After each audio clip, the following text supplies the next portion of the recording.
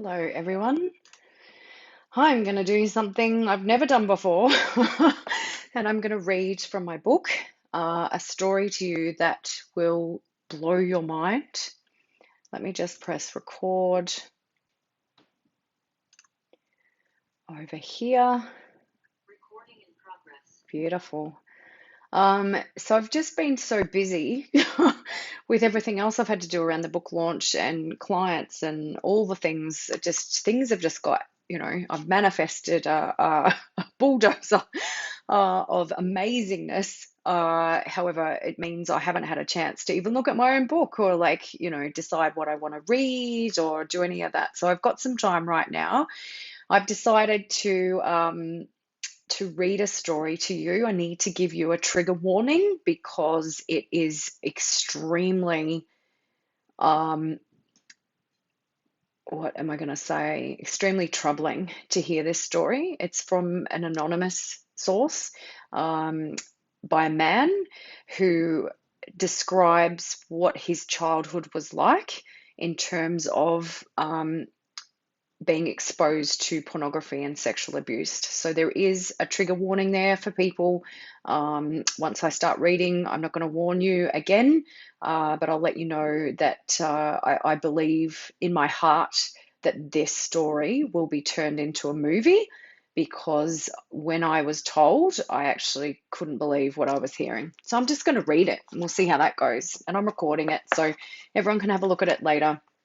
I just ask that you respect, even though it's anonymous, that you respect the author, and just watch your comments in the comments below. I will delete anything that is, you know, not nice. Okay, so it's in, which chapter is it in? This is my amazing new book, The Uncensored Threat: Losing Generations to Pornography. And it's all about, losing our generations to pornography. It's the sex trafficking, it's the pedophilia, it's the sexual abuse, domestic violence, it's the toxic masculinity, it's the Me Too movement. But you're going to see from this story, it's actually toxic femininity that's coming in, and there's sexual abuse from a mother. It's pretty deep, so take a deep breath. And it's actually in chapter 12, the laws you break. It's probably reversed for you, the boundaries you violate. And so it's all about consent and boundaries, this topic. This chapter. All right, so it's called When a Mother Breaks Boundaries, She Breaks Her Son. I grew up in this, so this isn't me writing this. This is an anonymous person who has contributed to my book, and there's a number of these stories in it, just for anyone that's just tuned in. I grew up in the southwest of Sydney, New South Wales. I grew up with my mother and her close friend, Helen. We all lived together. Helen and my mother would buy Playboy and Penthouse magazines for me. They were put on my bed in a brown paper bag. I was in grade 4 in primary school, 8 or 9 years old, and I was told it would help me with my sex education. The first time these were purchased for me, they both, Mum and Helen, sat on my bed opening the magazines up and explaining the benefits for this helping me down the track. I was told to call her Auntie Helen, even though she was my stepmum, as they didn't want the neighbours talking. Mum would say, "That's what we look like naked," as we looked at the magazines. Before Helen, Mum had other men and she'd party with them at home and have sex with them so that I could hear. Mum was drinking a lot and we never spent time together. I don't remember my dad.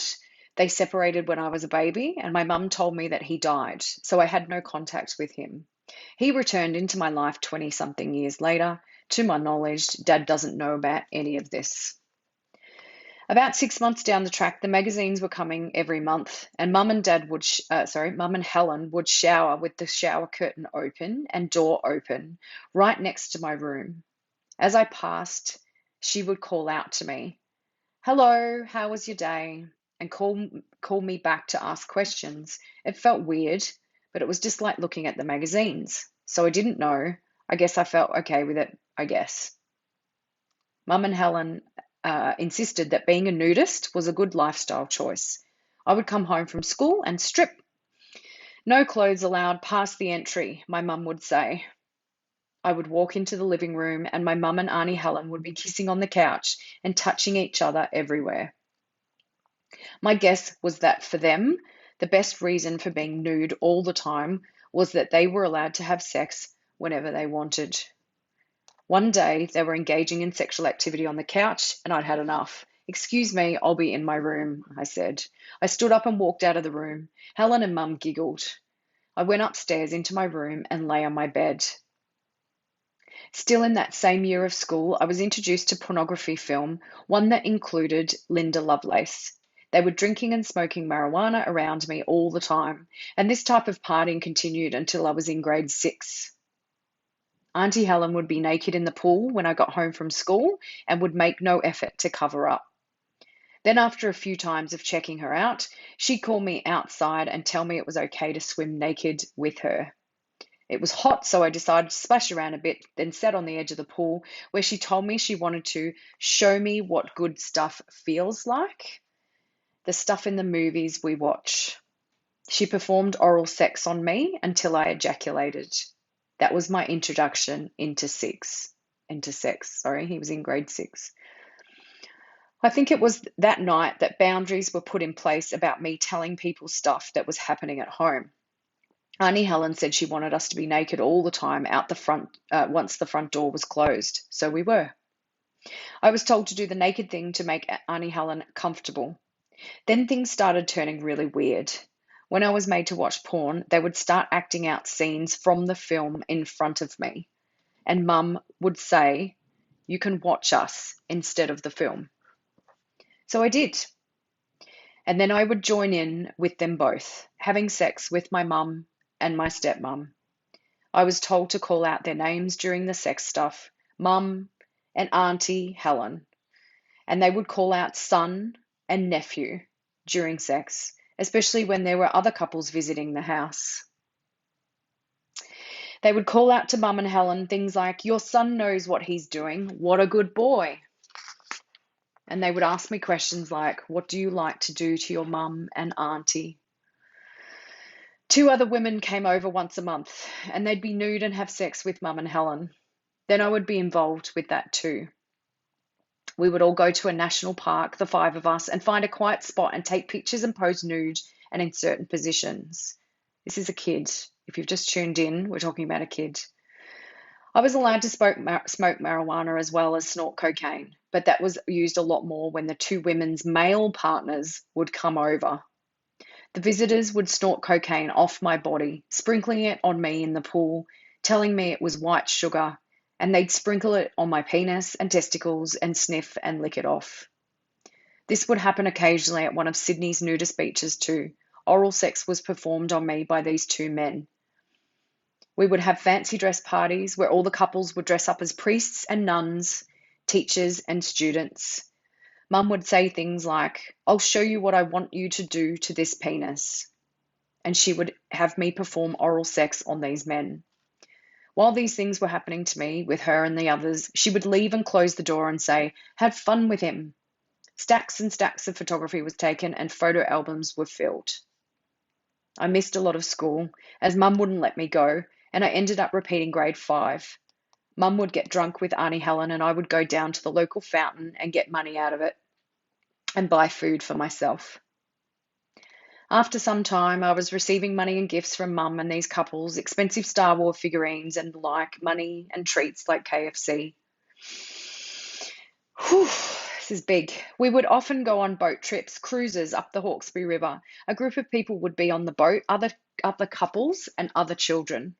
The kids were around my age, around age 11, and we'd all be put in a room and told to start playing with each other sexually. The adults would film it and they'd join in and role play sexual scenes. I believe these adults were the parents of these children, but I could be wrong. They definitely knew them though. At meal times, we would all dress up and the women would be in skimpy clothing with their breasts out, and suggestive behaviour would be common around the dinner table. These boats would access beaches that were private, and the boat would block any view from the water for other boats. We would all act out sex and role play on the beach whilst it was all being filmed. When I was about 16, Helen and Mum broke up and things changed instantly. Mum tried to engage in sexual acts with me alone, and I told her, "This is a bit weird. Other people aren't doing this." and I told her I wanted it to stop. She was upset, and after a few days, she begged me to come into her room and give her a cuddle and sleep with her. So I did that a few times, and I had sex with her just to make her happy. My mother was never diagnosed with any mental illness, although I believe she was a child born from rape. My grandfather hired a nanny 30 years younger than him and possibly raped her. They had my mum and were married and stayed together for a long time. Mum died in 1999 when I was 24, and Helen died shortly after that. I lived at home until she died, living a fairly normal life. She turned good in the end, apologising for everything she'd put me through. But it was only spoken of once, and then we moved on. Occasionally, I'd go to Helen's behind Mum's back and have sex with her and her friend in the same fashion as before. I cheated on my first two wives, and I hang my head in shame. I've had a porn addiction ever since those younger years, to the point that I hate myself. Thoughts of those occurrences run through my head regularly, and it turns me on. Sometimes I masturbate to those thoughts, and then I feel so much shame and disgust afterwards. Even talking about it makes me feel sick. I've felt quite lost because I can't talk to Mum or Auntie Helen and ask them why they did what they did, why they made me watch porn, why they did drugs and alcohol, and the role plays out in public and sex, etc. I can't tell my partner these things, as she doesn't even let me sleep nude, and she would freak out if I told her these stories. I don't feel safe in my relationship. Over the years, I've felt comfort in sex, always needing to be touched. I've had a sex addiction off and on my whole life, but I've managed to not go outside my current marriage, and for that, I'm proud of myself. Although my relationship is crumbling, and I feel it will be only a matter of weeks before it is over, telling my story for the first time to you, and now telling it through your channels, has been healing for me, and a big weight has lifted just telling someone. I only watch porn occasionally now, but my past is completely fucked with my head. Constantly rehashing the accounts and jerking off to it is something I really struggle with, and I know I need help to work through this. The guilt and shame is overwhelming, and I feel like I'll never escape it. Maybe when I'm dead. Okay, so that was a story by someone I know who contacted me with porn addiction, and he knew that I was looking for stories for my book, and he bravely shared that story with me for the first time in his life. It has been an absolute privilege, to an honor, to be that person for him, and sharing this in his book. Sharing his story in my book has been a privilege as well. That's why I felt like I needed to read it today. I sat down with my book and I asked, what is it that I need to read to people? And that page opened. So thank you, if you're watching, this man, for sharing this with the world, and being brave in doing that. And it's really important that I protect his identity. And I'm hoping one day he'll do some work with me around this so we can heal it on a deeper level. So thank you for watching today. The Uncensored Threat, Losing Generations to Pornography. Oh, can't get it in there. Goes on sale on Wednesday. It will be 99 cents for the ebook for about 24 hours, possibly 48, because we're talking to the UK and Canada and the US. So get on board. I'll share all my links. You will not be able to not see my links. Come Wednesday morning at 9 a.m. it goes on sale. I need everyone to buy this because of two reasons. One reason is we need to get this information out to the public. People need to know what I know. And for years, no one has believed me. So now we have 418 pages for you to read, and for you to believe, and for you to know, and for you to feel into this, of how disastrous porn addiction is in our society. So it goes on sale 99 cents on Wednesday, and I really need to become a bestseller. And if I can sell 1,000 copies on Wednesday, I will hit bestseller across all categories on YouTube, not YouTube, Amazon. So please get involved. Please share my stuff. Please share this story. I'll put the VIP list in the comments below. I will email the VIP list over the coming days on how they can share, how they can buy. You can get 20 copies are being released as a special edition. There's only 20 of them. They'll be signed and sent out by me once the launch is over. And I have a link for that you can pre-purchase. You can get a copy before everyone else does. So sayonara for me today.